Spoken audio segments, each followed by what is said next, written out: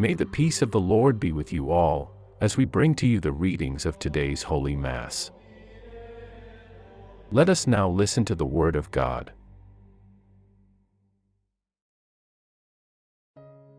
January 21st, 2026. Memorial of St Agnes, Virgin and Martyr. Today is Wednesday, January 21st, 2026, and the Church celebrates the memorial of St Agnes, a young martyr whose quiet courage and fidelity unto death continue to witness to the power of faith rooted in love. The first reading brings us into the dramatic encounter between David and Goliath, where trust in the living God triumphs over fear and human strength. Psalm 144 gives voice to gratitude for the Lord who trains his servants for battle and becomes their refuge. In the Gospel, Jesus confronts hardened hearts in the synagogue, choosing mercy even when it provokes hostility. Together, these readings reveal that true strength flows from faith, obedience, and a willingness to risk everything for what is right in God's eyes.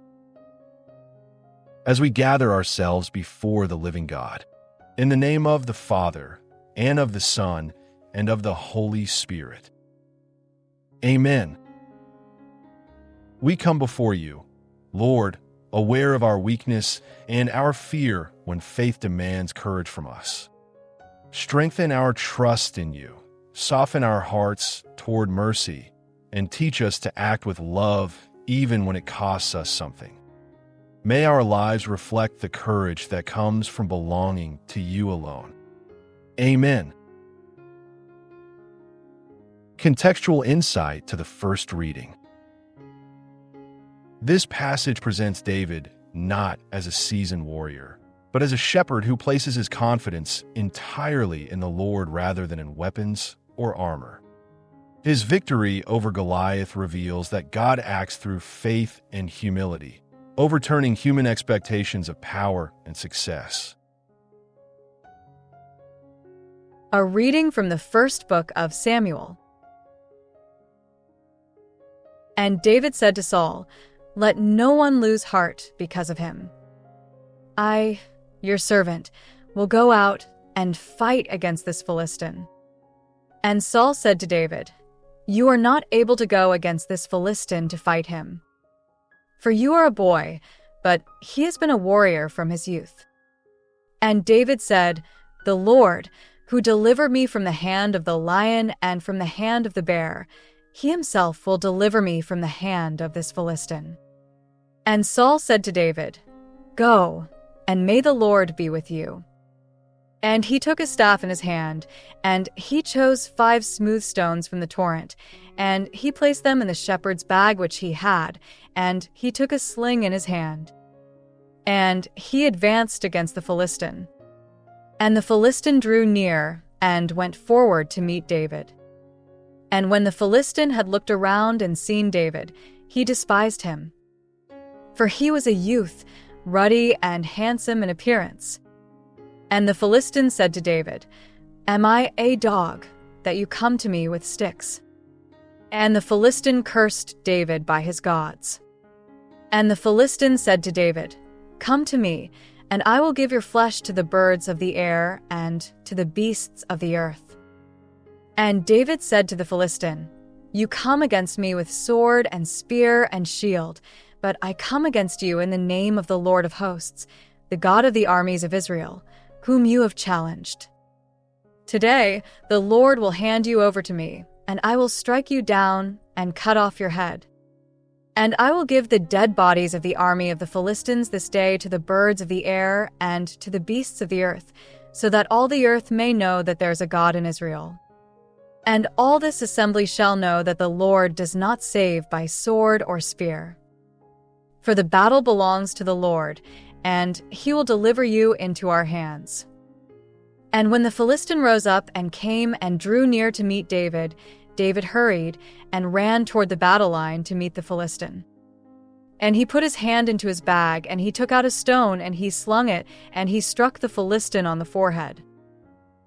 And the stone was fixed in his forehead, and he fell face down upon the ground. And David prevailed over the Philistine with a sling and a stone, and he struck the Philistine and killed him.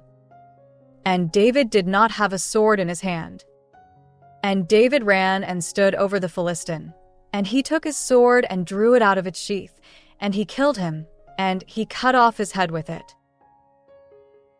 The word of the Lord. Spiritual lesson from the first reading. This reading teaches us that faith-filled courage, not human strength, opens the way for God to act powerfully through us. Contextual insight to the responsorial psalm. Psalm 144 is a song of thanksgiving that acknowledges the Lord as protector, deliverer, and source of strength. It places all confidence not in human ability, but in God's faithful help. Responsorial Psalm.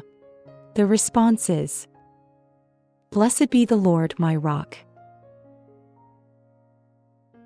Blessed be the Lord my God, who teaches my hands to fight and my fingers to battle. Blessed be the Lord my rock. He is my mercy and my refuge, my support and my deliverer, my protector in whom I trust, who subdues my enemies beneath me. Blessed be the Lord my rock. To you, O God, I will sing a new song. With the harp and 10-stringed instrument I will praise you.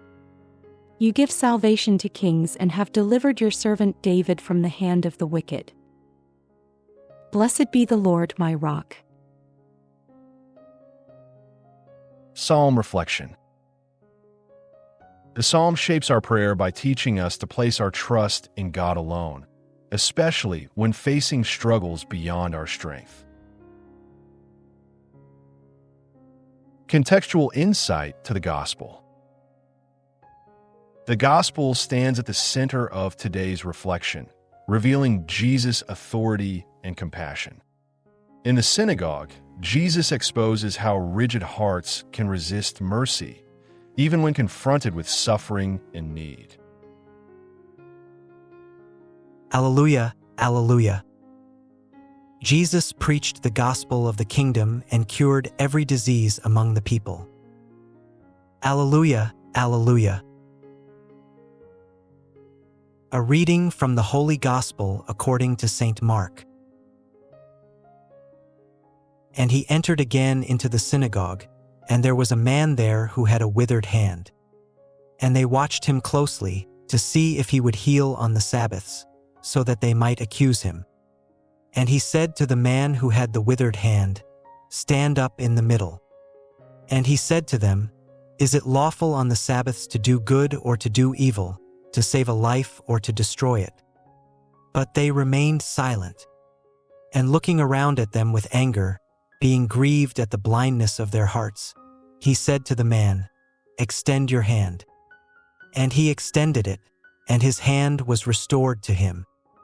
And the Pharisees went out and immediately took counsel with the Herodians against him, as to how they might destroy him. The Gospel of the Lord. Reflection of today's liturgy. In today's Gospel, Jesus places a suffering man at the center of the synagogue and at the center of the law. He forces a choice: life or destruction, mercy or indifference. The silence of the Pharisees reveals not reverence, but fear of losing control. Their concern for the law has become disconnected from compassion. Jesus' anger is not cruelty, but grief. He mourns hearts that can no longer recognize goodness when it stands before them. By healing on the Sabbath, Jesus reveals the true purpose of God's commandments: to restore life, dignity, and hope. Mercy is not a violation of the law, it is its fulfillment.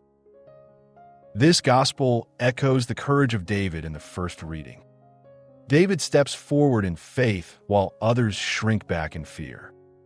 Jesus, too, steps forward, knowing that mercy will provoke opposition.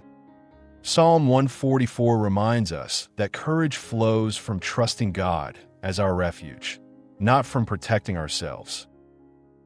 On this memorial of St. Agnes, these readings take on deeper meaning. Agnes chose faithfulness over fear, love over self-preservation. Like David and like Jesus, she trusted God more than worldly power. Today, we are asked where we stand. Do we remain silent when mercy is needed, or do we risk choosing love, even when it costs us? True faith always calls us to courageous compassion. Let us pray. Jesus, give us the courage to choose mercy and the faith to trust you in moments of fear. Heal our hearts when they grow rigid and restore in us the joy of doing good. May our lives reflect the love that risks everything for truth and compassion. Jesus, we trust in you. Amen. Thank you for praying with us today on the Word Today TV. May the courage of faith and the call to mercy guide your actions throughout this day. We invite you to return tomorrow as we continue to walk with Christ through the daily gospel. As we go forth strengthened by the Word, in the name of the Father, and of the Son, and of the Holy Spirit. Amen. Thank you for listening to the readings and reflection of today's Mass.